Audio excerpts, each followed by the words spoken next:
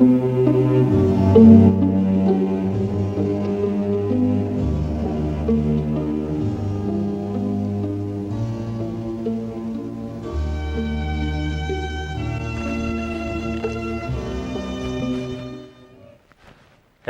I'm Bill O'Donnell, and welcome to part 2 of Ecology Ministry here on Spirituality TV. Last week at this time, I introduced you to our guest, Sister Joan Brown, who is a Franciscan nun working in Ecology Ministry here in the Archdiocese of Santa Fe. She's had a wonderful life experience, having grown up in Kansas and joined the Sisters of St. Francis and Clare, and she's been doing ecology ministry around all over the state, it seems like, and she also writes in the People of God and other publications throughout the state, and we just got to know her a little bit. But now in this segment, we're going to get into some of the hardcore issues that we're facing in life and that we need to address, not only for the good of society and the good of the environment, but also for as part of our spiritual life. So welcome back, Sister Joan. Thank you. I'm so glad to be back again because there's so much to talk about. That's true. One of the things we didn't mention in the previous segment that you mentioned about how you got inspired by Bede Griffith and the Benedictines here in this country. You want to say a few words about that? Yes, and again, I think this is important because in dealing with or being part of these issues that we're facing, we really do need to come from a deep spiritual place. Otherwise, we're frantically just around addressing issues, and it's not a greater transformation happening. And I had, after I finished work with Tierra Madre, which is a housing project for economically challenged people, straw bale construction in the South, I was pretty tired, and I made a 2-month solitude retreat in the oak forests near Tulsa, and it's a Benedictine monastery that was greatly influenced by Bede Griffith, who was a Benedictine who lived much of his life in India and integrated meditation and the wisdom of the East with his Catholic tradition, Benedictinism, and faith very, very beautifully. And so that's influenced these Benedictine sisters. And while I was there, I was seeking, what am I to do next? What is my expression of my call? And Sister Pascaline, whom I met with for spiritual direction, said, well, just ask this question of yourself, what is your essence? So I have to say, I went week 1, week 2, week 3, week 4. I just kept in meditation and prayer asking, what is my essence? What am I to do? And no answer. And so I keep going back to her and saying, I don't know what it is. Well, one day after meditation and prayer, came this word hearth, like the fireplace hearth. And I thought, hearth? What is this have to do about anything? And what came to me, though, was in that word hearth is earth and heart, like the heart of God, and art, and ear, and hear, and all of this richness. And really, that is what led me more deeply into this and to this idea of ecology ministry. Because what I had been doing before was very important, but somehow I felt like there had to be a deeper expression, this spirituality, ethics, as a transformative element for our culture and what we're doing. And not that I'm going to do it, but that we all need to be engaged in this at this deep level. So that really is kind of the word that comes with me in this ecology ministry that I've sort of created and work with in part through the Social Justice Office of the Archdiocese. And it incorporates spirituality, so I do retreats and prayer services with people, and I write some prayers. I do educational things. I'll give talks to people, seminars. I do things with adults and with youth. I help form some, I work with an adult training program that's interfaith called the Stewards of Creation. Every fall we have a conference called Celebrating the Sacred in Food and Water, which takes in a farm tour as well.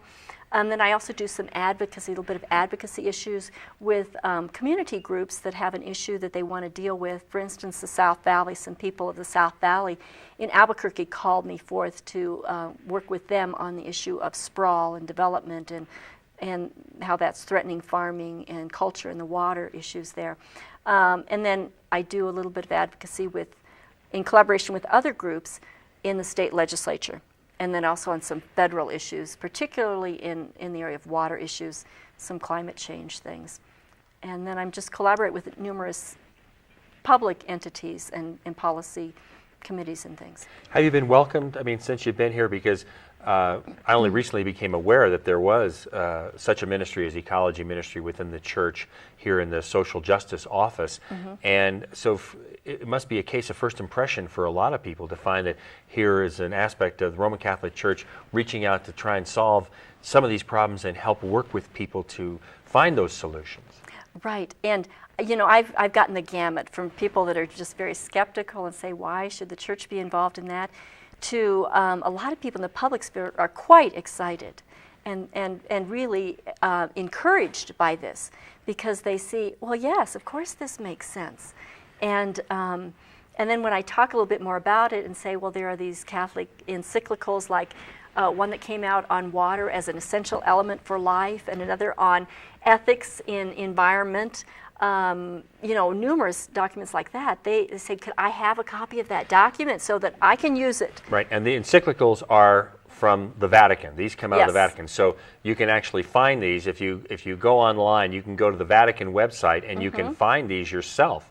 Yes, and you can also find a good place to get some of these documents, the Vatican ones, is also some within Catholic dioceses throughout this country and in other countries in the world, is the National Catholic Rural Life has a good kind of reference to some of these that address the environment, because they work with not just rural life but with environmental concerns as well.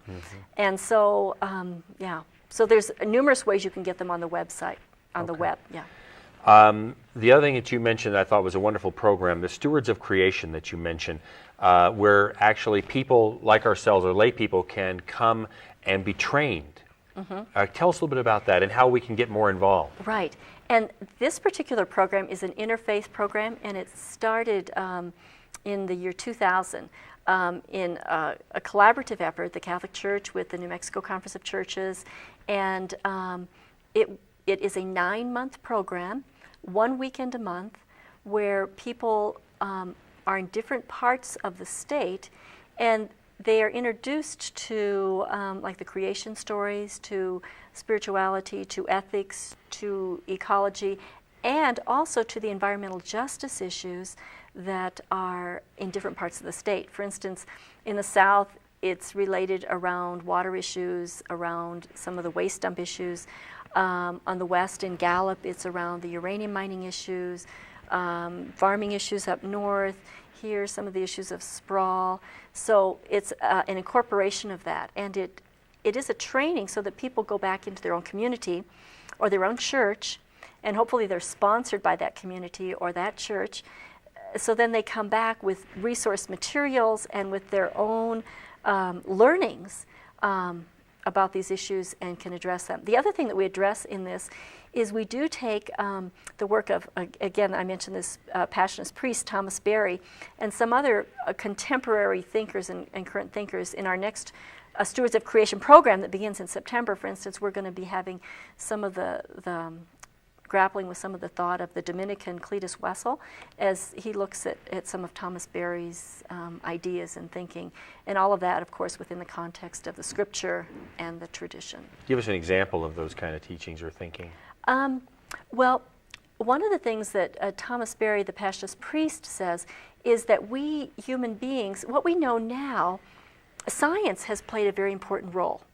And it's kind of what science has reaffirmed what some of the saints and mystics sort of knew intuitively in the past.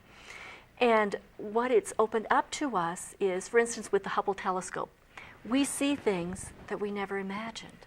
We see the universe, the cosmos, that we didn't imagine, 60 years ago. That's a really short span of time. So how then does that influence our spirituality, our faith, and then our action? And does it open us up to this grander vision of who we are and a greater responsibility? And so that's what Thomas Berry, for instance, calls us into, and he says the challenge for humans now is to move from what is a Technozoic era into an Ecozoic era, where the human comes to know ourselves in a new way, and in a way where we are relating with the earth and as part of the whole earth community in one system. And as we do that, we will then change the way we do things. We will change the way we do economics. We'll change the way we do education.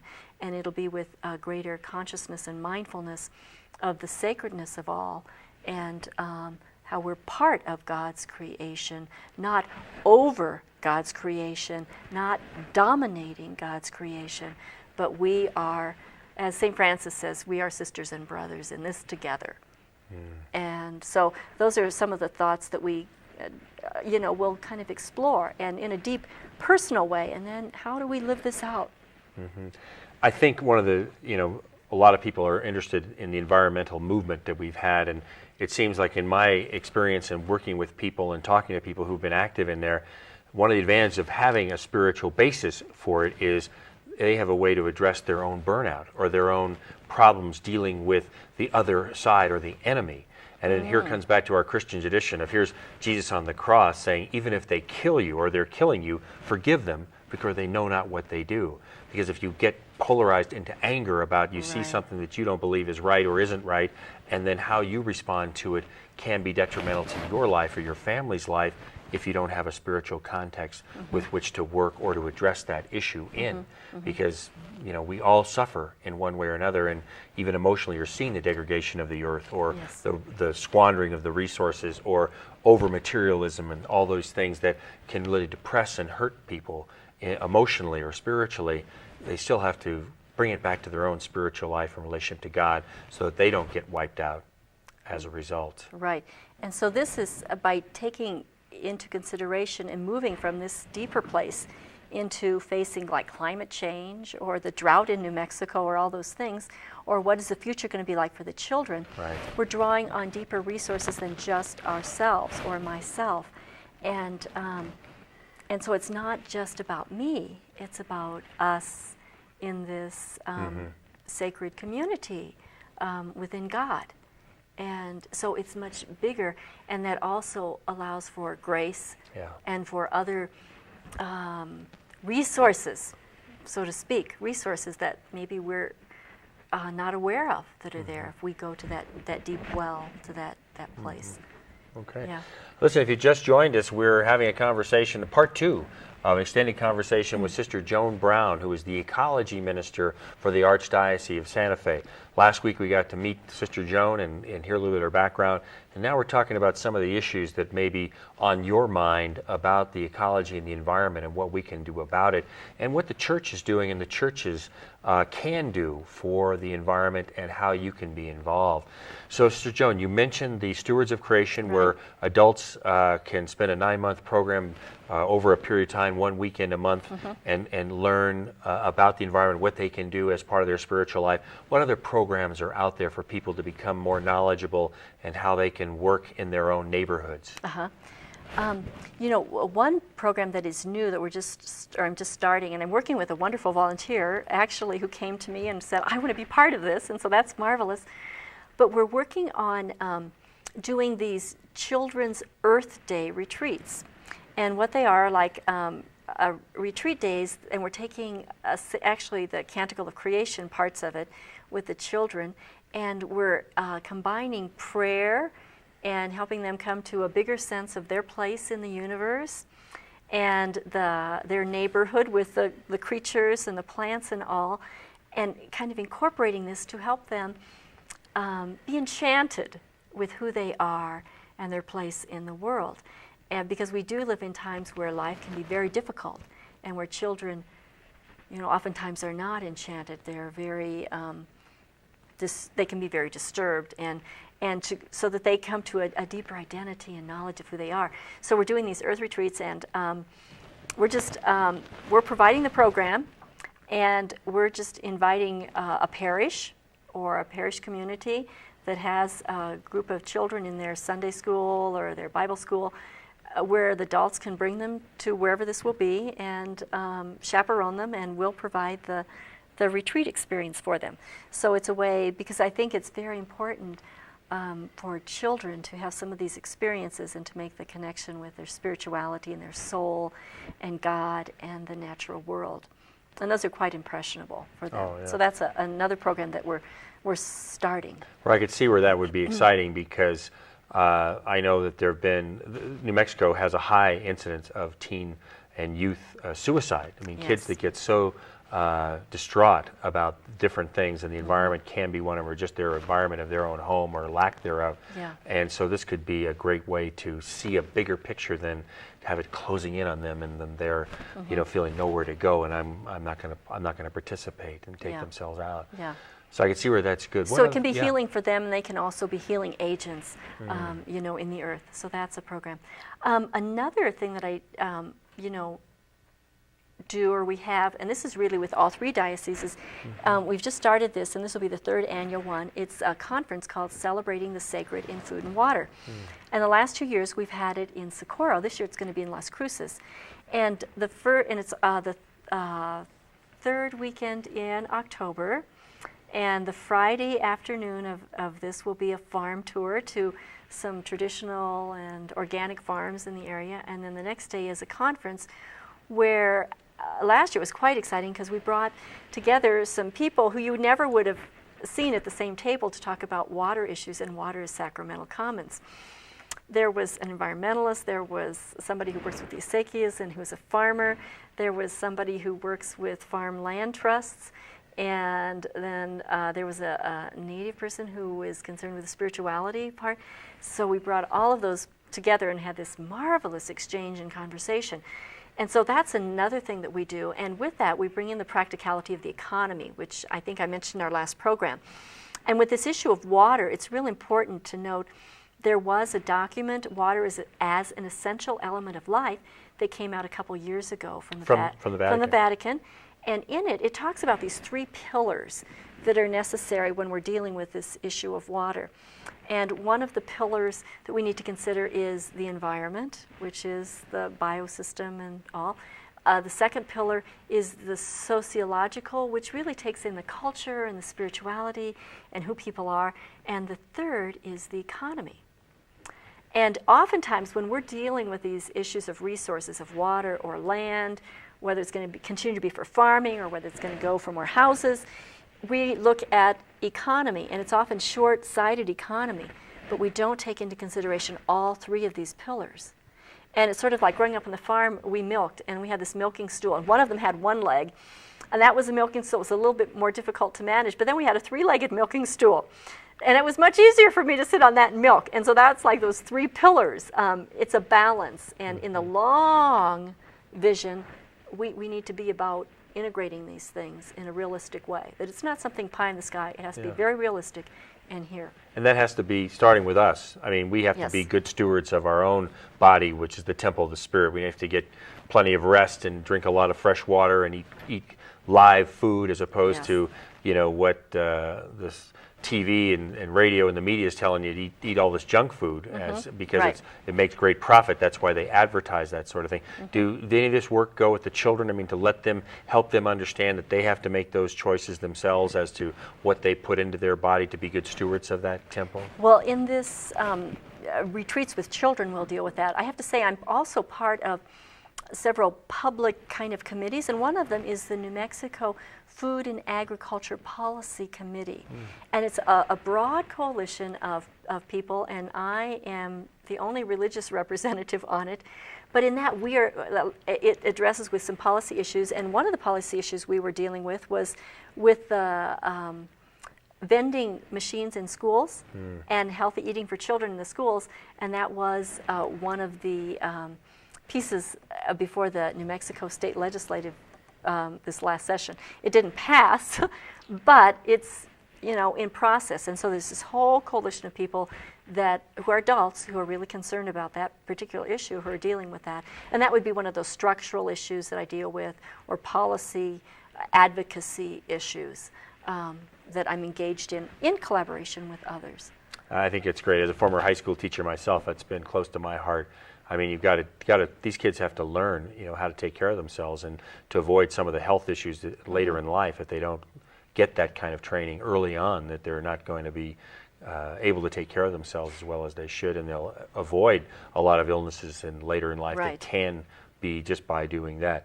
Just in the few minutes we have left, there's so many issues in ecology and social justice.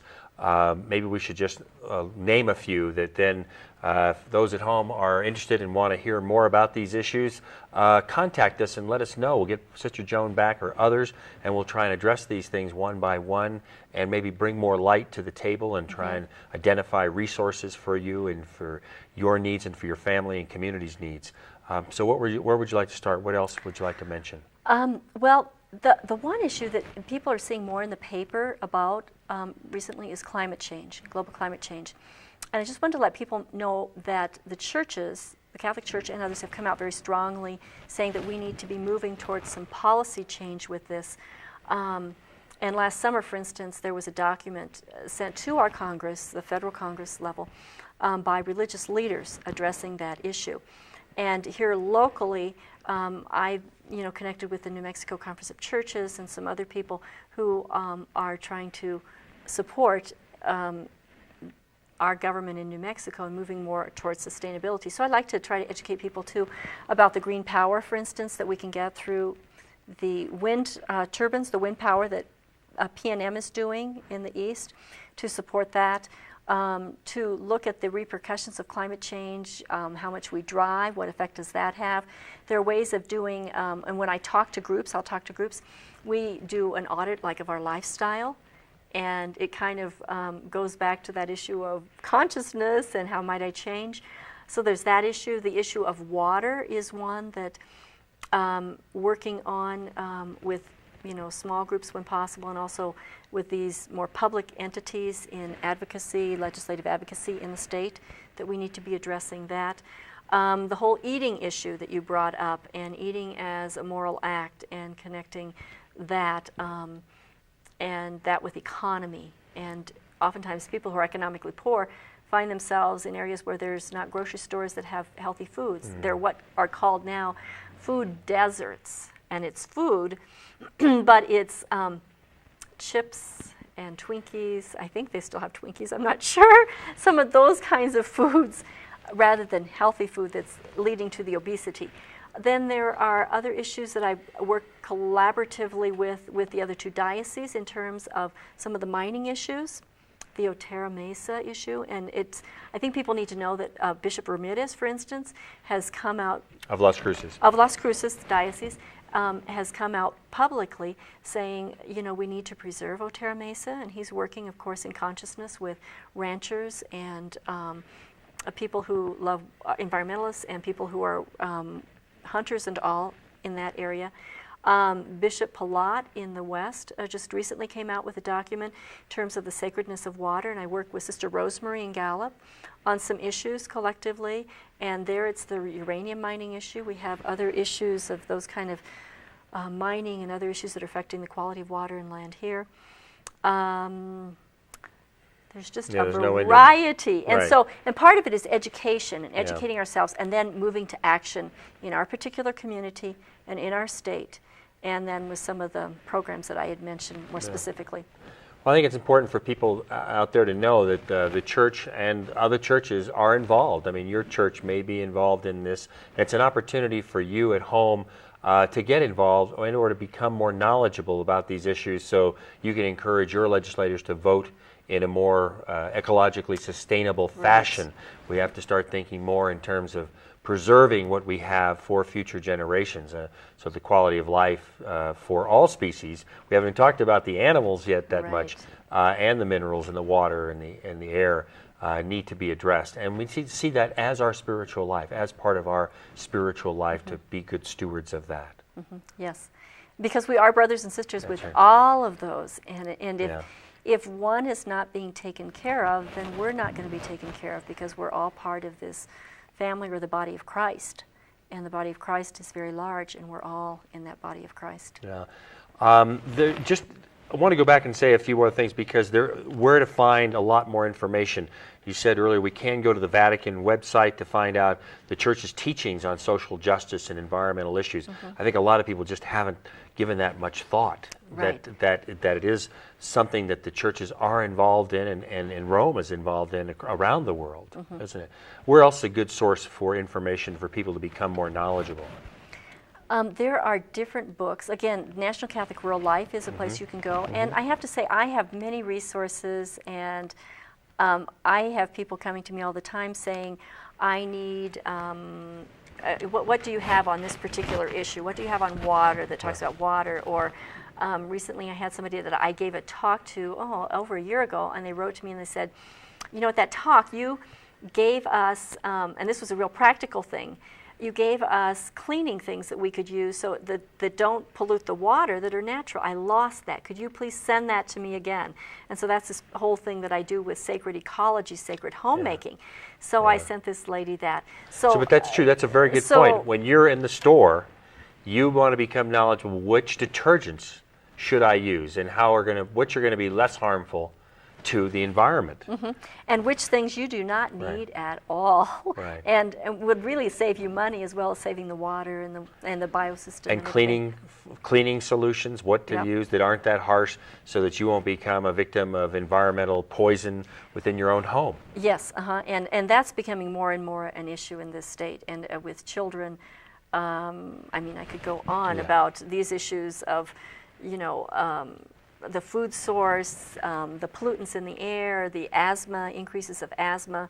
And these are all issues actually that at one level or not, there are Catholics who are engaged with other groups again for advocating for some policy changes to protect people's health. Oh, good. Well, policy changes are what we're about, and hopefully we've encouraged you in some way.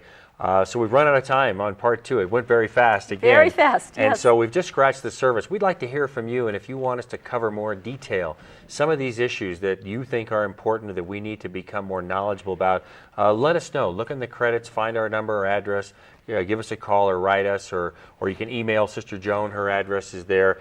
And ask us, and we'll be happy to try and bring some more of this out so that we can help in the education of people, so that you can do something right where you are and to align with other people who are doing something about it. So again, Sister Joan, it's been a pleasure to have you here and to reacquaint the community that Francis is still alive. Francis and Claire is still alive here in New Mexico. Very much, and thank you so much. It's just been wonderful to accept your invitation. Oh, and great. I just appreciate this very much. So again, thank you for viewing, and I also want to thank today our director, Marshall, and technical support, George, and our camera people, Connie and John Paul, and all of you for watching, and everybody behind the scenes. So we hope you've enjoyed it. Let us know what you think.